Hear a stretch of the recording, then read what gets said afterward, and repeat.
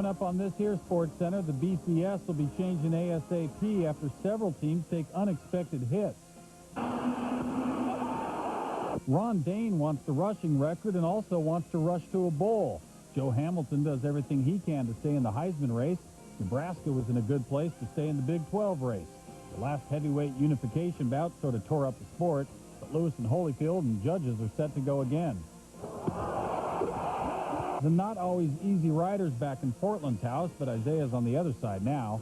Lawrence Phillips, step aside. You join in on the action. SportsCenter's next.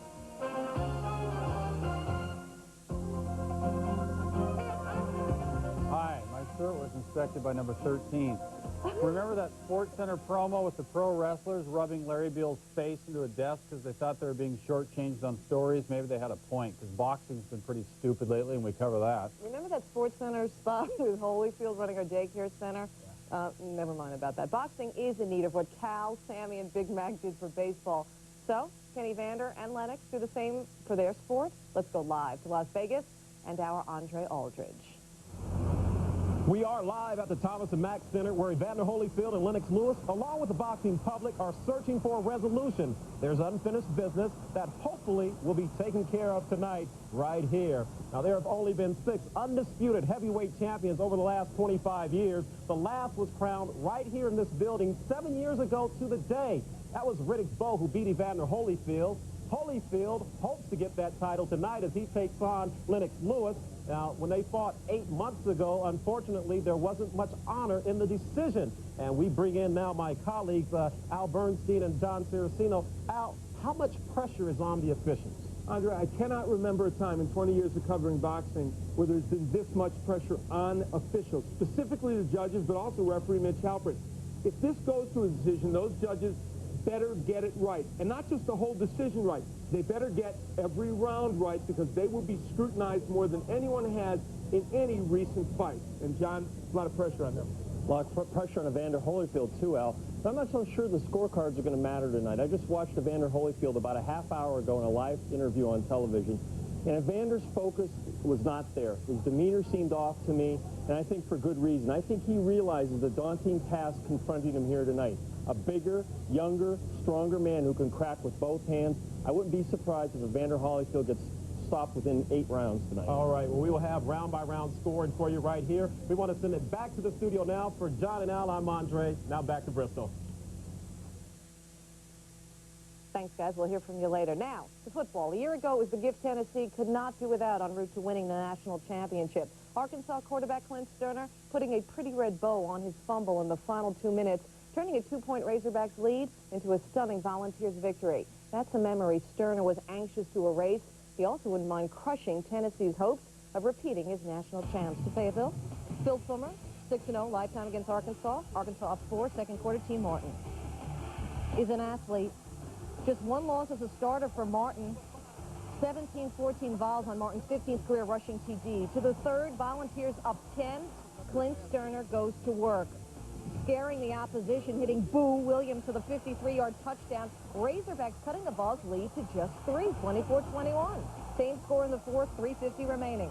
Sterner has all the time in the world and takes advantage. Anthony Lucas, a 23-yard score, the third TD pass of the game for Sterner, who also was not sacked. Razorbacks up 4. Same score, 2:12 left, Tennessee 4th and 2. T. Martin hitting Dante Stallworth, who lunges for the first down. The drive still alive. Same drive a few plays later, 4th and 6.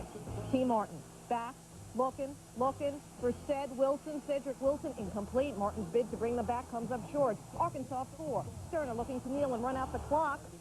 But Tennessee's Raynock Thompson goes wild, hammering Sterner. Take another look. Thompson just drills Sterner, and Thompson makes an exit. And Sterner takes the knee, and you know what that means? Game over.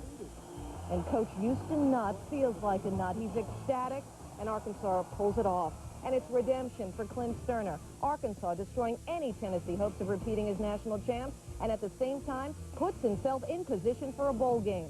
Said Vols coach Philip Fulmer, we were outcoached and outplayed. For Clint Sterner, it was an emotional experience. I feel like last year, you know, what happened wasn't right, but the Lord works mysterious ways, and you know, I've learned a lot since that deal, and I've gone through a lot since then, and this is just the icing on the cake, man. It's great. Big winners you've been associated with you? Yep, the biggest. Now, I'm a senior here, you know, only lost 2 games in my whole career as a starter. So my head is not going to go down. You know, I can't really speak for everybody else's emotions, but I feel like I had a good career here at Tennessee, and I want to leave off with it being positive. As seen on ESPN, Miami and Virginia Tech. Miami's Jarrett Payton going to number 34. Nice touch to honor his late father. Second quarter, Hokies down 10-7. Michael Vick, Chiron Stiff, open space, creating some more on his own. 41 on in. 14-10 Virginia Tech, now it's 20-10. Ricky Hall, he's got the punt at the 34. An electric football flying through people, gets some blocks late, cuts back. 66 yards on in, and it's 27-10.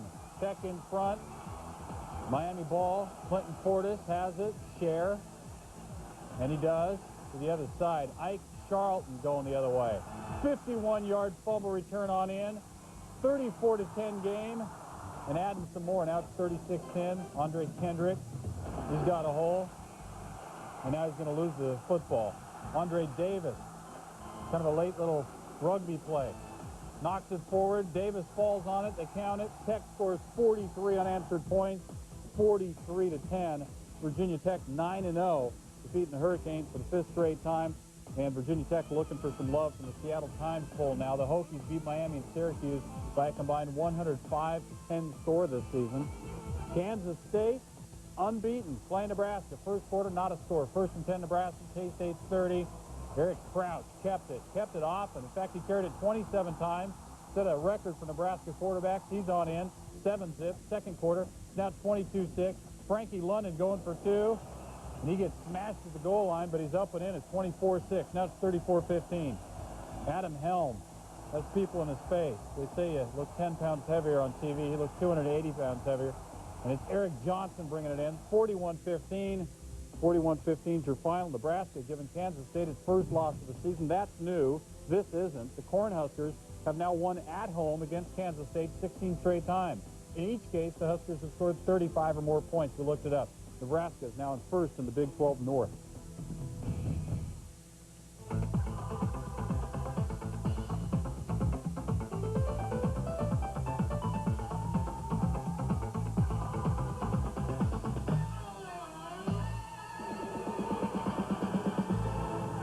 Last year for Ricky Williams, it was about making up for lost time. A fullback his first 2 years at Texas, but bloomed to become the NCAA's all-time leading rusher and the winner of the Heisman Trophy. Today in Wisconsin, a handoff would take place from Ricky to Ron. The record, 99 yards away against an Iowa team ranked 109th in rushing defense.